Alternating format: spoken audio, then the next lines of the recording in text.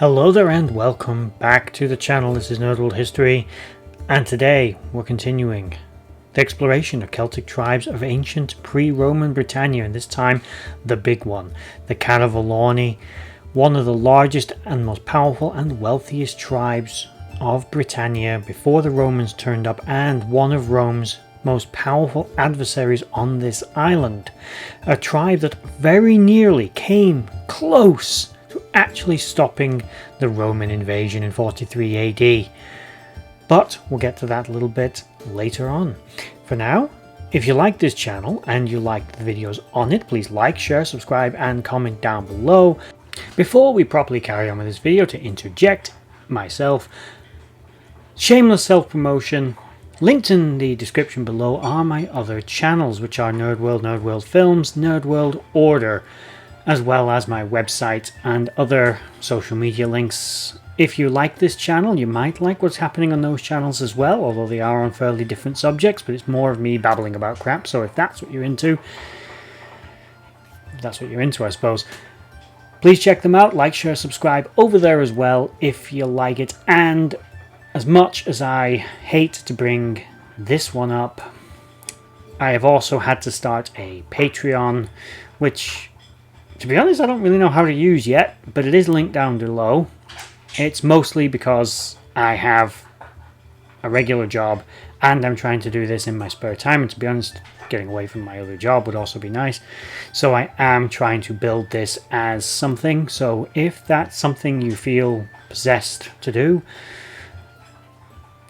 link in the description below. And as you can tell, I'm really awkward about even mentioning it, but there it is. With that said, carrying on. So to start off, we know the Catuvellauni were confirmed to exist in the by the mid-1st century BC, as they were first confirmed to exist by Julius Caesar's first expeditionary campaigns into Britannia. There is possibly earlier contact with this tribe by other expeditions and people who went to Britannia. Of course, Britannia, although it is an island, it is not isolated from the rest of the world, and had extensive trade networks and links to everybody else, and had been trading with the Mediterranean for centuries by this point, but it was still a relatively isolated place compared to Gaul, Germania, and other such areas, which particularly in the theatre of the Mediterranean. So yeah, Phoenicians and others, they had visited Britannia, so had the Greeks, but whether or not this specific tribe had been encountered, we don't know, but it was definitely confirmed to exist by the mid-1st century BC by Julius Caesar. One of the things that is notable about this tribe is, especially if you know Britain, basically in Britain where the majority of the farmland is, or a good portion of it, is in the sort of the Midlands area, and that's pretty much where this tribe was. They had some of the richest agricultural land in Britain, which meant they had a surplus amount of food. And actually the Celts were better at storing food than you might imagine. Although, of course, refrigerators and freezers did not exist yet, of course, you'd be surprised how resourceful the ancients were. A good hole in the ground, properly maintained, was actually a pretty decent way of storing things. They also had a habit of using frozen water over winter they would lower something into a lake, like put it in a net or whatever, and they would let the water freeze it and therefore preserve it. They would also, of course, do things like salt it. They would use other preservatives to make things last longer. Now you combine that with one of the biggest things the Celts had a habit of doing actually was underground storage of grain in quite large underground stone sort of lines, holes, but effectively that's all a basement is anyway. They were actually really good at it, and the Catuvellauni, combined with those technologies, had a surplus of food and other such resources, which meant that their population exploded. And also, like any culture, it allowed diversification, it allowed specialization, it allowed them to support a larger industry. And the Catuvellauni, it was really reflected in them. They had one of, if you can call it a war machine, one of the finest war machines in Britannia at the time, enough to actually give the Romans pause, at least initially, of course. They were able to give Caesar a bloody nose on his first campaign, and to be fair, they did give him a bloody nose on his second, but he gave them one right back.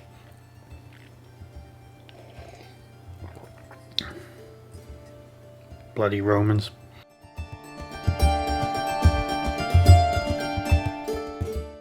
Okay, starting a little bit further back with the Romans, there were two fairly well documented, although I feel sometimes lesser known, earlier invasions of Britannia by the Romans. Now, as we know, in the mid-1st century BC, for various political as well as economic, military and other such things, basically lots of complicated reasons, just like any reason to go into war, Julius Caesar had marched an army into Gaul, the ancient enemy of the Romans, and he'd been conquering them, going to war with them. Battles with Vercingetorix would organise the Gaulish tribes against them, and a few of the tribes across the Rhine as well, as many people occasionally mention to me about definitions of Celts and Gauls and etc. Celt is a very easy term to refer to everyone on both sides of the channel. They both did and didn't refer to themselves as Celts. It was mostly the Romans that called them that. Anyway, there wasn't much of an ethnic distinction between the two cultures, and the Romans saw them all as the same. What the Romans thought of as the land of Gaul and Germania were really only separated by the river Rhine. Some of the tribes across the Rhine were with the Gauls, and bit off topic here, I know, but it's leading to something. Basically, he crossed the Rhine mostly as a publicity stunt. As I said, some of the Germanic Celtic tribes, again with the definition, don't get caught up on it,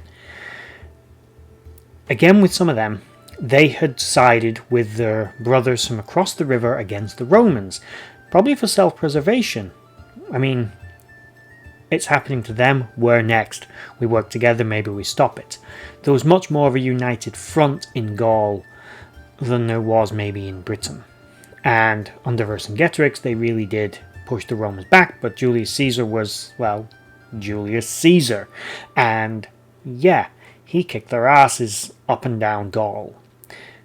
Now, from across another stretch of water in Britannia, certain eyes were watching what was happening. It's actually known that Druids organised British mercenaries and warriors from Britain. Well, it was most likely the Druids, I'll rephrase that, most likely the Druids sent aid to Gaul. And Julius Caesar obviously was not happy about this, the same as he wasn't happy about Germanic warriors crossing the Rhine to assist in Gaul. Because from their perspective, the Gaul was a nice natural barrier, we leave them alone. But no, that wasn't the case. Same from Britain. Tribal warriors from here went to support, at least in some numbers, not entirely sure how many, into Gaul to support the Gauls against the Romans. Now, to punish the Germanic tribes, they built big bridges across the Rhine, marched over and killed a bunch of people. Typical Romans. When they decided to look north, it was a decision of what to do about Britannia. Britannia was a very different animal. Crossing a river is one thing, crossing the ocean is another. You can't build a bridge across the English Channel, you need to use ships, and the Romans had a great naval force. Now, there was two invasions in 55 and 54 BC, respectively, launched by Julius Caesar against Britannia. Both were unsuccessful in terms of long-term gain. The first was a disaster, but not mostly because of Celtic resistance, mostly due to bad weather and bad luck. Much of the Roman fleet was lost at sea, but these are a bigger story, probably for its own video at a later date. Basically, they turn up, most of the fleet is smashed, the Romans land, but they're assaulted by a large force of tribes, which are united, supposedly under the Catuvellauni, who send warriors against the Romans on their chariots up and down the beach, and they slaughter the Romans and they send them packing. But a year later, Caesar comes back, not to be put down by a bunch of savages, basically from the north, and this time he's a little more successful. He doesn't encounter as much resistance on the beaches. The Celts were moving up and down with the fleet. They knew they were coming, which we'll get to as a thing in a second, actually, so how they knew they were coming. And the Romans would eventually make landfall, and they actually made decent headway into Britannia, fighting them in a few pitched battles, and eventually even fighting against, I believe, Catuvellaunius? Okay, another little interjection, because I realised a little further on I got that name wrong, and I'd gone quite a long way into the video before realising it. It may have been Catuvellauni, or Catuvellaunius, he may have been called, was the chieftain of the tribe at the time. It should be pointed out that Julius Caesar refers to this tribe as the Cassi, and therefore Cassovelius or Cassulus, or some other variation of this name, was then what the Romans would associate as the name of this tribe, but it may have just been a Roman bastardization, basically Romanizing the Cassi, and that is either how they got their name or how the Romans would then refer to them based on this chieftain. It's a little unclear. But yeah, I realized I'd made that goof and I wanted to correct it rather than re-record like 15 minutes worth of this video. Catuvellauni, I might be pronouncing his name incorrectly. I am terrible with pronunciations, and he was the leader of the Catuvellauni at the time. And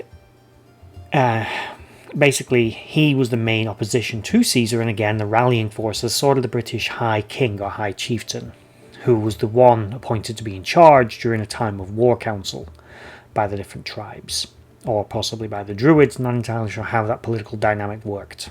To be fair, I don't think anyone is. I would guess most powerful leader gets to be in charge. They opposed the Romans. Short version, they didn't win. The Romans were able to effect some fairly significant inroads into Britannia, but Caesar did not have the resources or the manpower to actually stay in Britannia. He had come here to do what he had set off to do, probably partly to punish the Britons for supporting in Gaul, partly to get some kind of lay of the land. They would kidnap a few people, do a few bits of stuff, open up a few trade deals, and they would of course start, as I said in the previous video, a decent working relationship with the Trinovantes tribe, but not with the Catuvellauni. The Catuvellauni were always stubborn. They wanted nothing to do with Rome, and from here on, the Catuvellauni would effectively see the Romans as their mortal enemies in a way. They would, for the next 100 years, see across the ocean, put yourself in their perspective, from their point of view. Your way of life, your culture, your religion, your ancestry has been wiped out by this malevolent power from thousands of miles away, who've marched armies like nothing you've ever seen north with technology and weapons that you have not even dreamed of, smashed people you know of a similar culture to you, would have spoken a similar language, worshipped similar gods, lived a very similar way of life to you, and they've been annihilated. They're gone.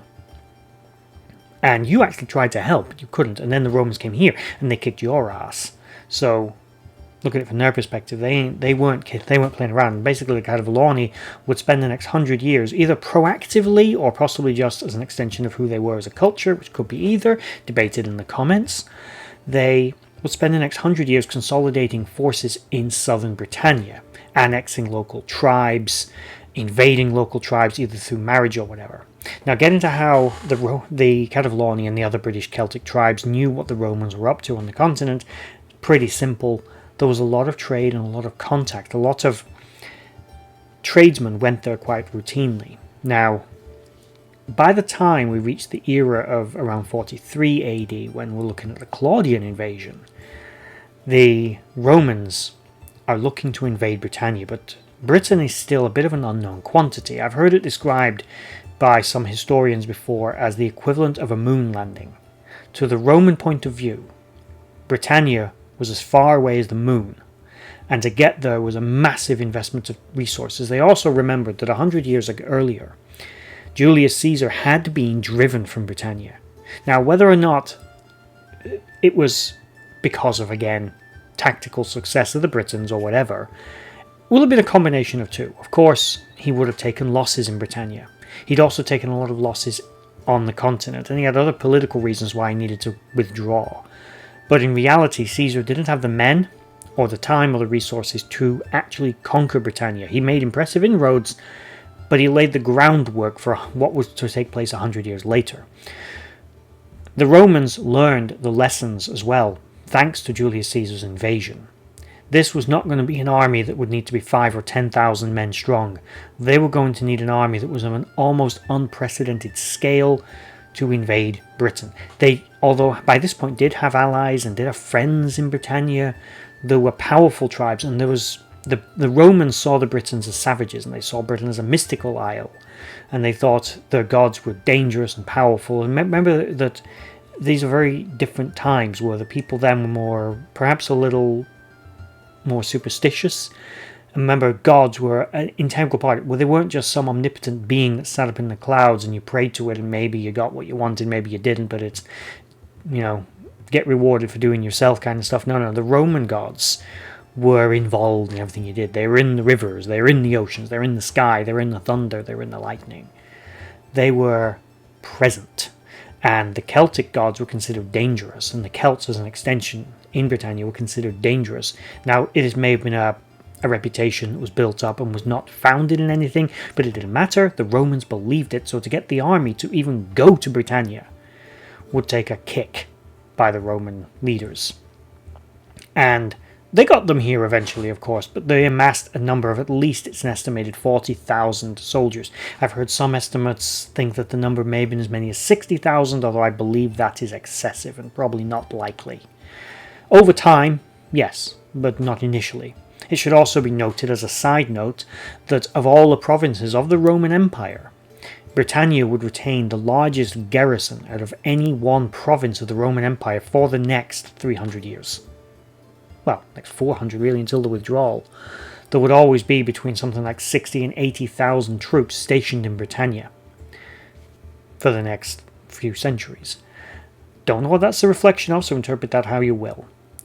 And of course, a very rebellious country, because there's a video I'm planning to do actually on this. It's actually set in the Roman period, so I'll be coming out of the Celtic videos a little bit just for this one video. And it's an early British Empire, which is the Britannic Empire, which existed during the Roman period, basically during the era when Rome was having different emperors rise and fall, and in one particular era one would rule in Britain, rise in Britannia, use a British army and annex much of the Western Roman Empire and rule it from Britain until they would eventually be re-annexed and reabsorbed into the Roman Empire. Basically, they made their own little empire in northwestern Europe, which involved Britannia and Gaul, basically. I'm getting off subject again.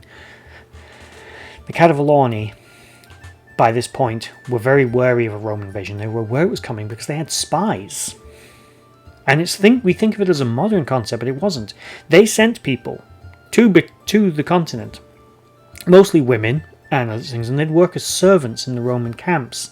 And they'd listen to the Roman soldiers, and they'd hear things, and then they'd report back to tradesmen or whoever who had a boat that would sail back across the English Channel, and they were reporting back. So the Celts had a good idea when the Romans were planning to launch. They had a good idea roughly how many of them there were, and were able at least to attempt to stage some kind of resistance against the Romans as they were attempting to invade, which, all this stuff makes them sound like they're really organized. And in reality, that because they were so ununified, which is something that, on my personal observation of those times, when Caesar invaded, the army was smaller. It was a very well trained army, Roman disciplined army and everything, but it was a much smaller army. But it was up against a much more united front as well. When Claudius's army invaded, it was huge, well supplied, well thought out invasion against a much more disorganized enemy. There wasn't as much of a united front. And Caradoc, or Catuvellaunius, whatever you want to call him, that's where I got that name from, Caradoc, was basically appointed the main resistance leader to the Roman invasion in 43 AD. And the early part of this video where I got that name wrong, I'll try and remember to put something on the screen. Anyway, so he was the one amassing forces to resist the Romans. Now, although the Romans would make successful landfall in allied Roman territory, it was in response to Catuvellauni aggression across southern Britannia. The Catuvellauni, as I've mentioned in previous videos, were doing things like they'd annexed the Trinovantes against Roman wishes. They were the Romans' allies. They had invaded the territory of the Atrebates tribe, who were another Roman ally, although not provincial territory in any way of the Romans. They were close allies to them, as the Atrebates tribe on the continent proper had already been absorbed into the Roman Empire, so their their sort of remnants in Britain, were Roman allies. And they were the ones who had called for Roman assistance, which the Romans used as a pretext for invasion. Upon this invasion, they went straight for the heartland, because the main resistance to the Romans in the south was going to be the Catuvellauni. They were also blocking the route north for the Romans, so they were going to be the focus. They were basically the ones the Romans first went for. Which brings us to a fairly significant battle that takes place in southern Britain.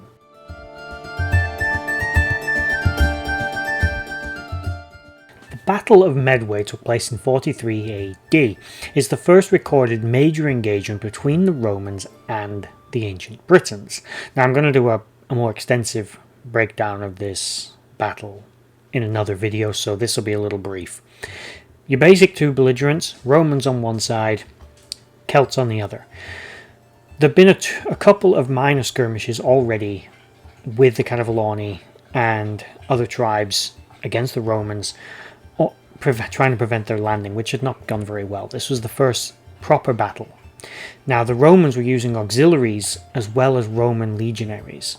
The auxiliaries specifically were Belgic, Celtic mercenaries who had become Roman auxiliaries, and they were specialists, for lack of a better term, in sort of water warfare.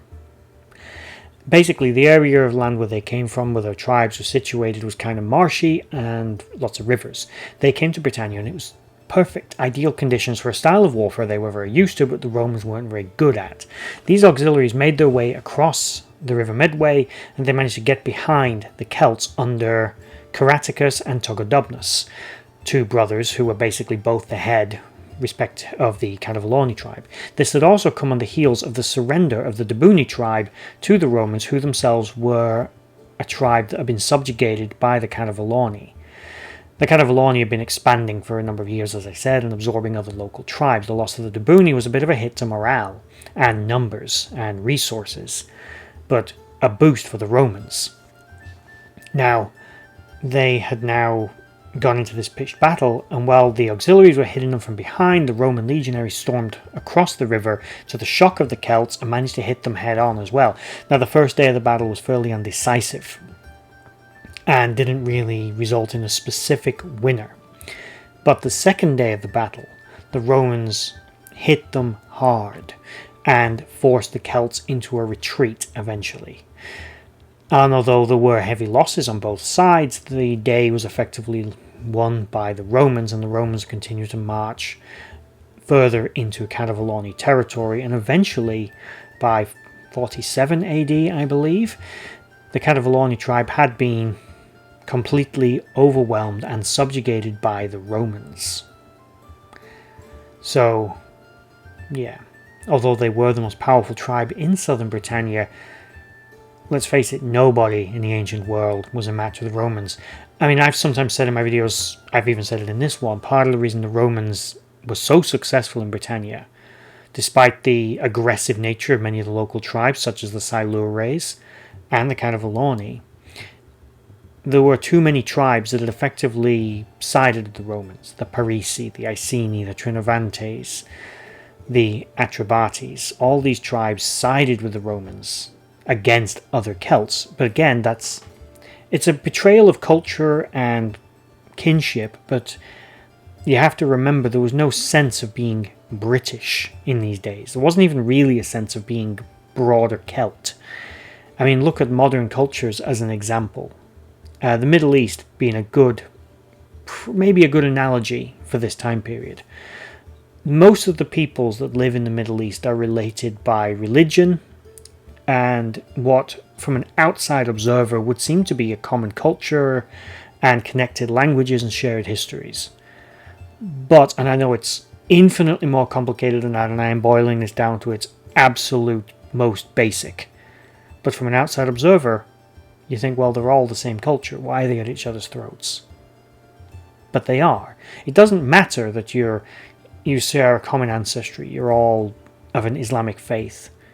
It doesn't mean you're all friends, doesn't mean you're all allies, doesn't mean you all believe exactly the same thing, and doesn't mean that you all have a single government and will be prepared to set aside those existing laws and governances and monarchies to fight a common enemy. It might do, look at the Crusades, but it doesn't always mean that. When the Persians invaded Greece in the ancient world, not every Greek city-state opposed them. I mean, they more or less did, but they didn't all. And even though they did mostly resist them, they didn't all choose to work together to oppose them, so they all took a different approach. It's the same in ancient Britain. Some of the tribes were just simply annexed because they weren't strong enough to oppose them. Others simply saw the writing on the wall and supported the Romans. Others resisted. And although as a Brit I'm happier to talk about the ones that resist, they didn't stand a chance. None of them did. No, not one of them. Not against this army. Maybe if the army had been half the size. Boudicca came close to ousting them. The Romans even made evacuation plans. But it took, on the third invasion of Britannia, a massive... Now, I know I saw a documentary and a historian once say, oh, well, it took them 300 years to conquer Gaul, but it only took 40 years to conquer Britannia. That's not, to me, an accurate statement. And this is as much some of my pride as much as anything else. But again, the Gauls have been at war with the Romans on and off for 300 years. But the Romans had bigger fish to fry. Let's look at the Punic Wars, for example, against... well, in the Mediterranean generally and broadly, against two super empires going at each other's throats. There was no time to fight the Gauls. The Gauls sacked Rome, yes, and there was various on and off wars, but the Gauls, again, were referring to them as one people. That's not what they were. They were a collection of disparate tribes that themselves were not unified under a single leadership unless they had to be. Vercingetorix unified them, but he wasn't like King Louis or Napoleon. He wasn't the leader of Gaul all the time. He was like the wartime leader. Same with Caraticus or Caradoc here. He was not the leader of Britannia. He was the appointed wartime leader. And although he managed to have some successes against the Romans, it was not enough. The Romans came here with overwhelming force, just like they did in Gaul. In fact, the army that invaded here was even bigger. And certainly for a naval invasion at that time period, it was bloody enormous. And they'd spent 100 years reinforcing it. And as I said, they brought auxiliaries from Belgium and other such areas to fight against them. And they got local recruits here from the Atrebates and others who would then fight on their side. So they turned up with 40,000 and maybe got their ranks swelled by another 10, 20,000 mercenaries who were local warriors. Because these were not a unified British people. It's a shame, but it's a fact. But I think that even if they had been unified, they wouldn't have stood a chance. Rome was a superpower of the time. Maybe they could have given them a bit more of a bloody nose, made them think. Maybe they made them hesitate or pause a little bit, but I don't think ultimately they could have won. And as much as the Catuvellauni were powerful, they'd absorbed, annexed, or just suppressed on some level. Pretty much every tribe near them. They were not the Romans. They hadn't fully subjugated these tribes as point in case of the Debuni. The Debuni were able to still independently surrender to the Romans, and the Catuvellauni couldn't stop them. Anyway, that brings me to the end of this video. Because of the size and complexity of the Catuvellauni tribe, I may do a couple more videos of them down the line on some of their settlements and on like some sept, smaller tribes that they had completely absorbed that probably aren't worth their own video because we don't know much about them. But they were absorbed by the Catuvellauni completely, unlike, again, like the Debuni or the Trinovantes, who still retained a semblance of independence and a separate identity. But, with that said, this has been an extremely long video, so I'm going to bring it to an end now. If you made it all the way to the end of this video, thank you for watching. And again, check out all of my social media links and everything else I've got in the comments below, notably my other channels, which all could use some attention. Like, share, subscribe, comment down below, discuss away, but keep it civil, yeah? I know this is the internet and people like to fight pointlessly, but this isn't Twitter. Be civilized. And thank you for watching. Bye-bye.